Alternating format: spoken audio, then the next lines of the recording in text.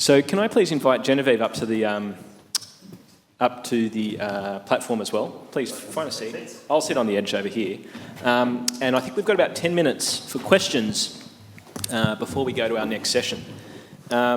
So one for both of you here, and I'll let you both have a chance to respond to this.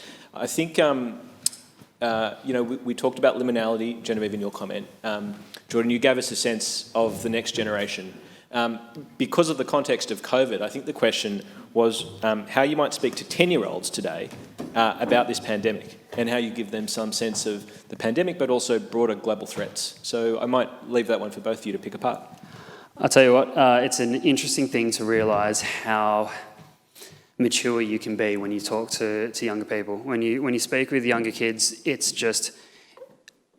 So for 10-year-olds, it's a perfect age to mention. I've been in a primary school where I get to do this competition each year where we get kids to come forward with big ideas and I send the top 3 winners to NASA.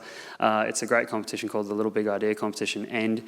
And one of the years we were awarding the finalists, so I got to go into the school. And I've sat down for a while the photos are being taken outside. And then all the kids have come into the hall that I was sitting in and they're all running around talking.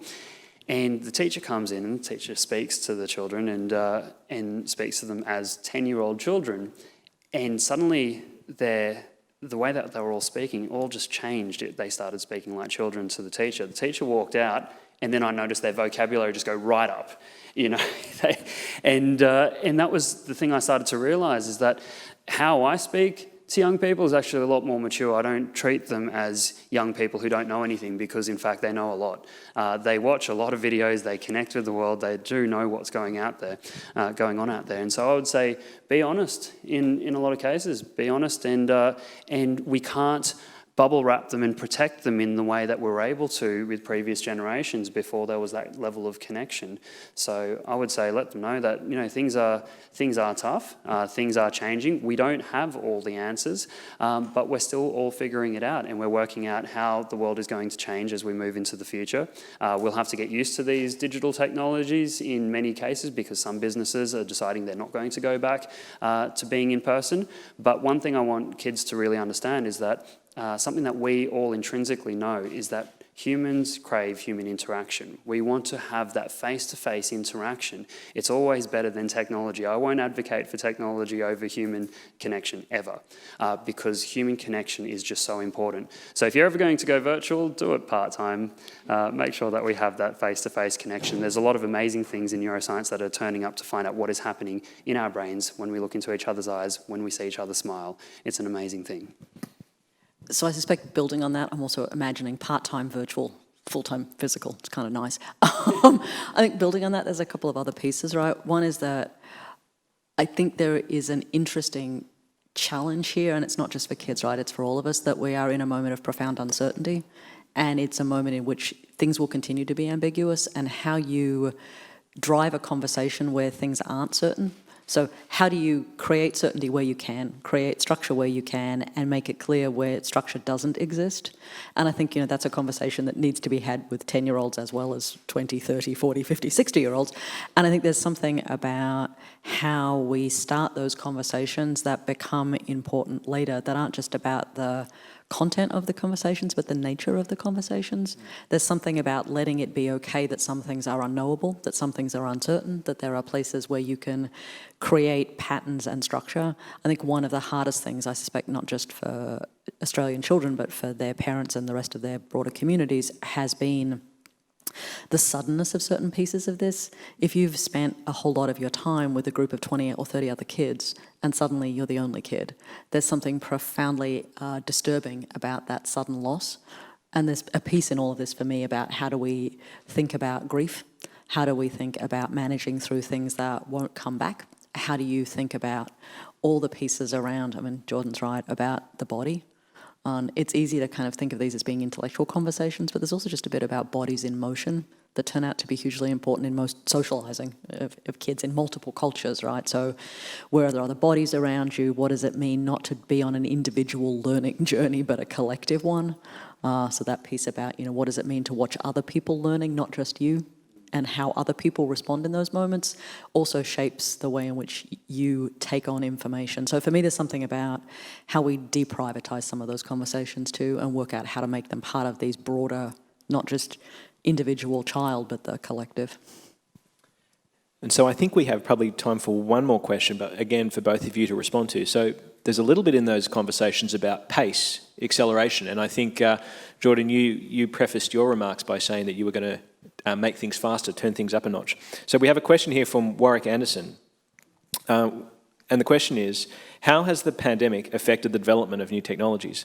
Which technologies have been accelerated, which have been impeded by COVID-19? I'll let you answer that either technologically or anthropologically or however you see fit. Okay. So what I have seen is really the use of, what we've all seen is the use of virtual technologies, the virtual interaction, virtual conferencing, obviously, all that took off. And remote working for me has been something that I've done for a long time. Like I said, even when I was in Tibet, I was managing my team back at home. And so I've been used to working on the road. And I've known other people too, especially those who run their own small businesses, who are used to managing teams and remote working. But we suddenly all got thrust into it this year, where everyone got thrown into it, whether you were used to it or not. You had to learn to adapt, and for schools it was very difficult because a lot of those virtual and video conferencing platforms weren't tailored to school classrooms, and still aren't. Yeah, and so that then led itself to people adapting their technologies in a way where they did start moving it towards those. There's new educational platforms now getting a lot of funding to build out, to go further, because they know it's not just going to be a temporary thing. The Little Big Idea competition that I just finished the finalists for, we have finalists coming up with incredible ideas. You know, you put the ideas to the kids in a lot of cases and go, how would you like to see the future changed? And from small things to big things, we see all kinds of ideas coming forward. And one of the ones that I quite liked, it's just a very simple one, was taking the buttons that you press on the street to cross at any sort of pedestrian crossing.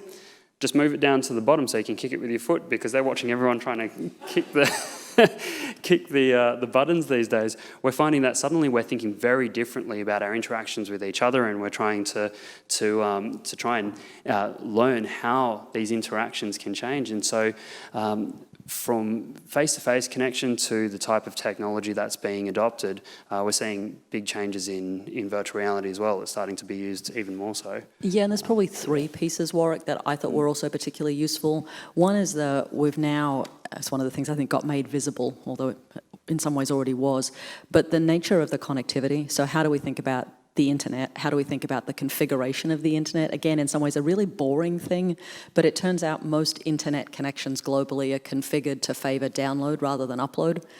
So they are designed to be a broadcast medium, not a contribution medium. And one of the things that's been very clear to many people who've been on video calls or attempting to share things online is that you actually discover that the configuration of the network prohibited that or made it much more difficult. So what has been revealed in some ways by forcing everyone into homes and using these mediums was that one of the decisions we made about our underlying technical apparatus didn't suit the future that was coming. I think that became abundantly clear, as did the insecurity of many of these platforms. So a number of the large video conferencing platforms, which were used to being used in very narrowband circumstances, found themselves being adopted by much broader communities, and there needed to be an upgrading of the security protocols, an upgrading of some of the user experience pieces. Any of you who've ever used at least one platform I can think of would wonder why they let that user interface come out of the 1990s. They should probably send it back there. You know which one I mean. So there's a few of those. And then I think the third piece that's been really interesting has actually been about the nature of data, trust, and privacy, and where people have been willing to or unwilling to think about how their data gets used and doesn't get used. So whether it's the use of digital tracing through contact tracing, whether it's location sensing technologies, there have been some interesting different adaptations globally to that, and I would be taking inspiration actually from our colleagues in Taiwan who worked out how to do contact tracing by combining immigration, travel and healthcare data into single data sets, but only doing it for 30 days at a time. So basically saying these data sets can be combined to solve this particular problem, but not in perpetuity and only for this reason. So creating sunset clauses on the use of data, which gets around some of the concerns we've had about privacy. But I think all of those things become interesting tests, both of existing practices, existing protocols and technologies we already had, and then, of course, accelerating a whole bunch of them and putting pressure on all the systems. So not just all around video surveillance of everyone, yeah, that's actually a really good point. And one of the other things that I would say is that has sort of come out of this is the inclusive nature of technology. We've actually seen that change a little bit as well, and we have our own staff as well as friends that we know with disability who find it hard to travel. The mobility side is difficult. Public transport is just not suited in some cases. Sometimes it is, but for some of the friends that we work with, getting into the office is a big challenge. So being able to work from home and use the remote working, we're starting to look at how these platforms are helping in that space for the accessing the global digital economy. I think it's a very important thing. But yeah, it's been good. Well, Jonathan, Jordan and Genevieve, thank you so much for your fascinating insights. We'll have a chance to summarise these more later, but just the kind of ability to kind of bring emotion and human touch to technology has just been really wonderful in this session. So thank you so much. Well, thank you.